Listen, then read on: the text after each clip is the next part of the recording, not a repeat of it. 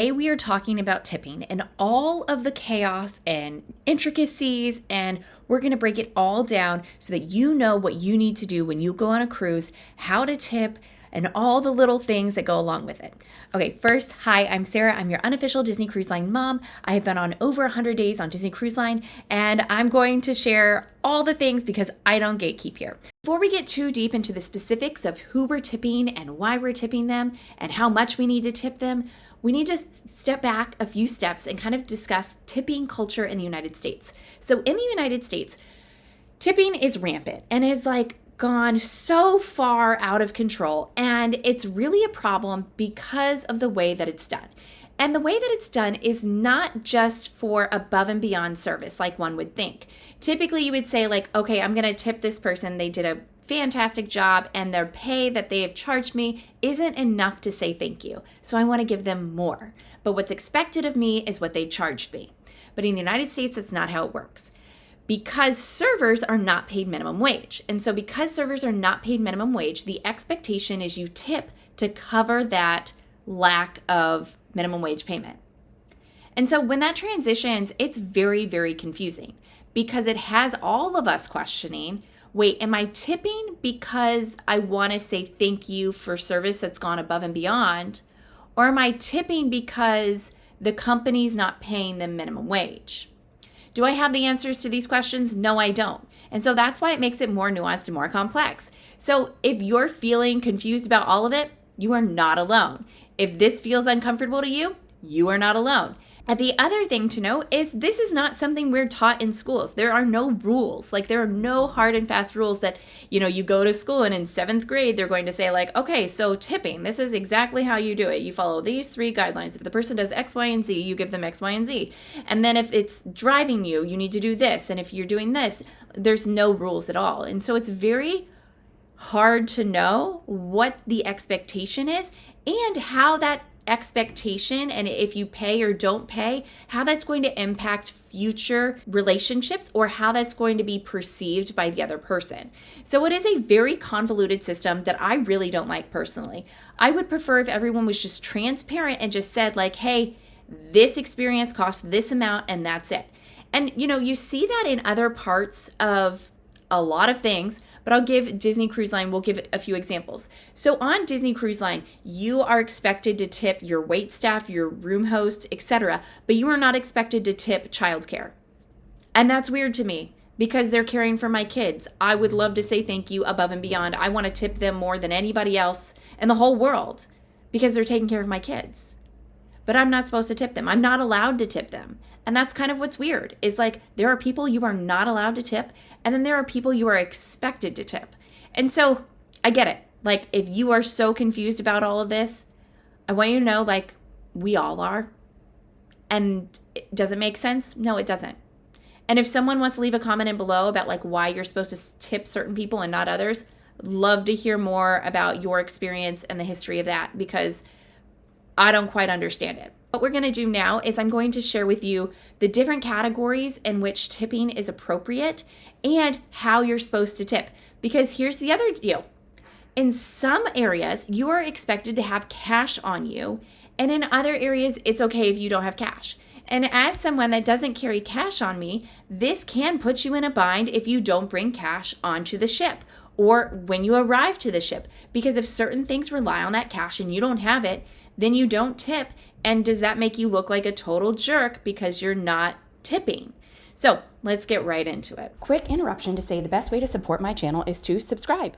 Up front with Disney Cruise Line, you will see tips already part of your bill, before you even get on the ship. You actually have the option to prepay your tips before you even get on the ship, which is amazing. Now, these tips cover a few different areas, and they are not set in stone. So these tips are for your room attendant, which is the person that is going to be dealing with your mess and in your room replacing towels. They are also the person that's going to be changing things, tidying up, vacuuming, doing all the things in your room. And if you have little kids, they are doing even more than that because they'll be dealing with your diaper genie, which is gross, and so many other little tiny things, whether it's replacing washcloths or just tidying up after you and your mess. And depending on how messy you are, that that could be a little bit, that could be a lot.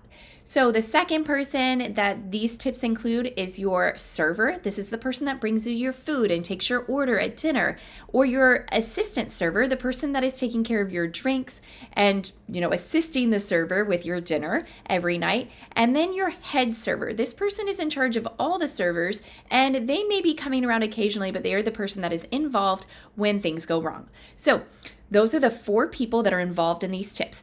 Okay, so how does this tipping process work? So for your stateroom host and these other 3 that are included and the included tips, like you will prepay, or they just add the amount to your bill, and then they will deliver a sheet of paper that says like, hey, this is the tips that you are giving, and then you're supposed to fold up this paper and put it in an envelope and then give it to them. Now, if you don't give them the envelope, do they still get the tip? Yeah, they do. So it's kind of weird, but I guess this is also an opportunity for you to leave them extra money. So if you want to leave them extra money in the form of cash, you can, and you just add that extra money to the envelope that you are given.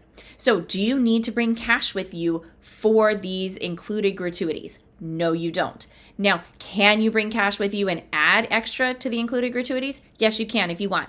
Can you also get a guest services and add extra gratuities to these individuals? Yes, you can. Now, how much extra are people giving if they give anything extra?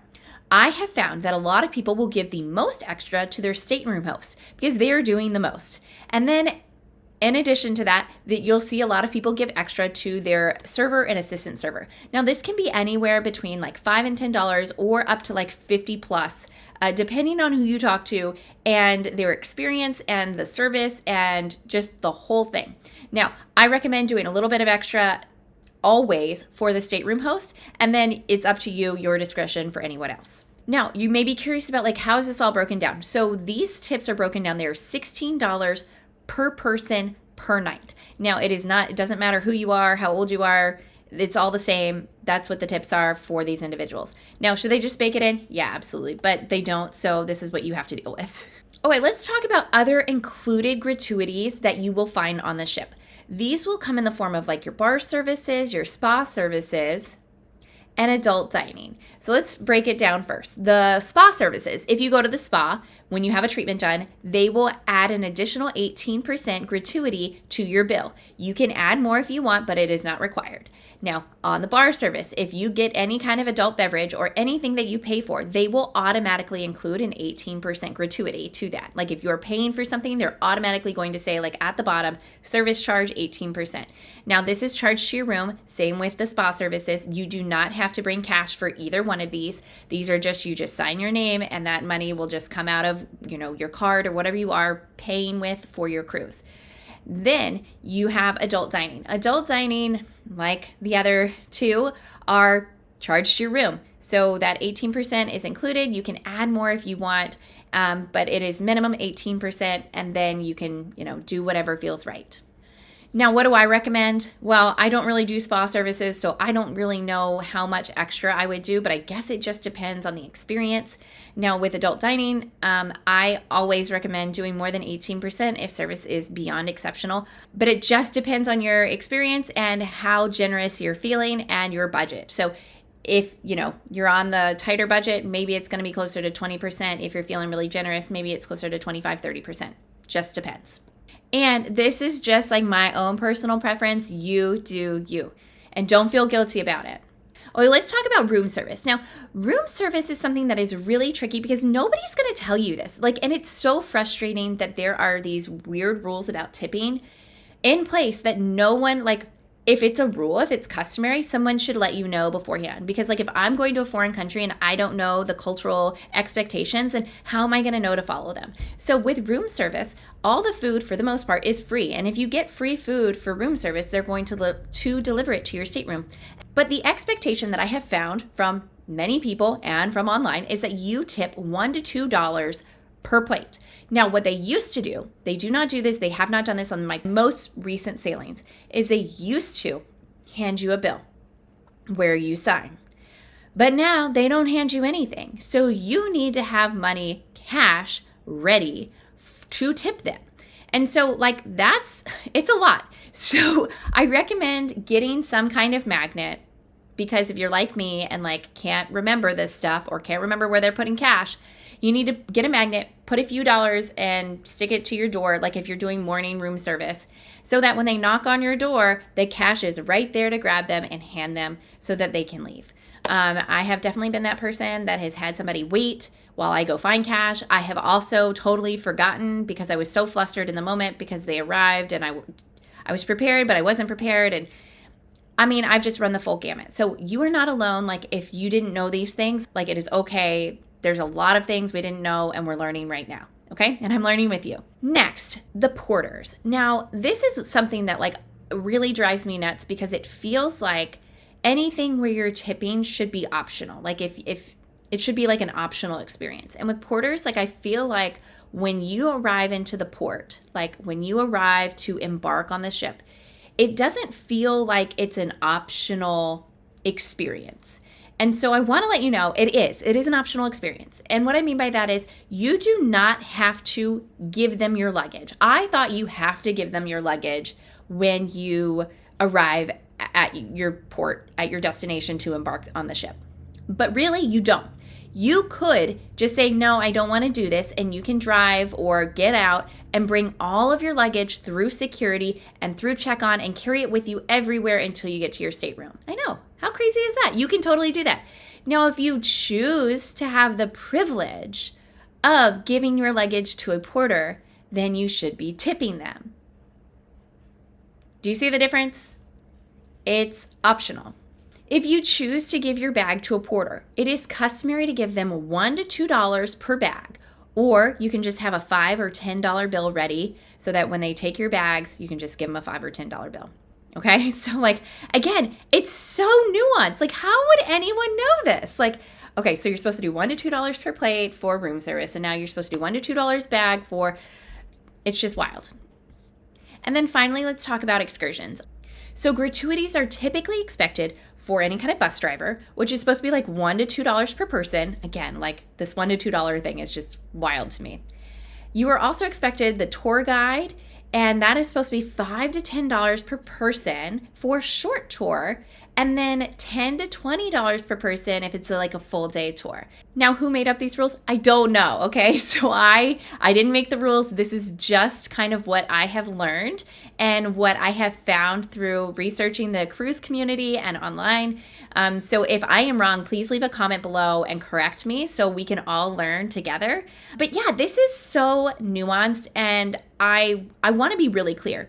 No one's teaching any of this. Like, there is no book out there. You might be able to find like a Rick Steves book that might mention gratuities in it, but this is not something that like everybody, we go to school and they teach us in the United States, like how much you're supposed to tip different people. No, this is all like, you might learn about it from your parents and family. But other than that, like this is very much a cultural thing that you're just kind of like expected to know. So if you didn't know, you are in great company. I hope this was really educational. I have made a little sheet below for you if you want to learn more about the tipping process and what's expected of you for tipping on a cruise. Now, when we look at the big picture, how much should you be bringing when you go on a cruise in cash? Now, when we discussed all of these different tips, some of them are cash only and some of them are charged to your room. And you can think about it this way. If it is something you get a receipt for, you can charge it to the room. So that is your adult beverages, that is spa services, and that is your adult dining. Now, anything where you're not getting a receipt, the expectation is cash. So that is your porters, that is your tours, and that is your room service. So keeping that in mind, depending on the size of your family. So if you are a family of 4, you need to think about like, well, if we're tipping the porters, if we have 5 bags, it's going to be $5 or $10, your preference. If we are going to do room service and we get 5 plates, that's $5. If we're going to do room service twice, that's $10. If we are going on excursions, if we are doing half-day excursions, if we have 2 of those planned, that's going to be 4 times 5, that's $20 per half-day, excursion, or that's $40 per half-day excursion, or it's like $80. So realistically, you need to be bringing $150 to $200 in cash for your cruise experience. Now, this can be broken down in 1s and 5s and 10s and 20s in a various way. Now, if you are traveling solo or with one other person, I definitely recommend having some ones on hand. But if you are traveling with kids and it's a whole family, I think just sticking to the 5s, the 10s, and the 20s is going to be the easiest mechanism. So, where do you get cash if you don't carry cash with you all the time? Or if you're international. I mean, I personally don't carry cash at home. I don't really have a lot of cash on me because I just don't. Because everything is digital now, like I use my phone and my cards, but I don't use cash. So what you're gonna do is you need to find an ATM or your bank or on the ship. But if you do it on the ship, then the porters, you're not going to have cash for them. On the ship, there are options at guest services to get some cash. Now, there is no foreign exchange rate, but the money might be limited depending on like where you're going to be, especially like in Europe. They may not have everything that you're looking for if you're looking for European monies and you're on a transatlantic cruise, for example. So I recommend getting your money before you get on the ship and getting a variety of types of bills, 5s, 10s, and 20s, and having that ready to go. I don't think ones are necessary. I think just skip the ones, like unless you're just you and a friend, like just 2 people or just yourself. Skip the ones, just go with the 5, 10s, and 20s. And yeah, I'd get like $150 to $200 if you're a smaller party, and then more than that if you're larger or if you're going on a longer sailing, or if you want to have cash on hand for things like taxis or just things you want to do out in the world. A lot of times American money can be a easy way to get what you need to get while you're in port.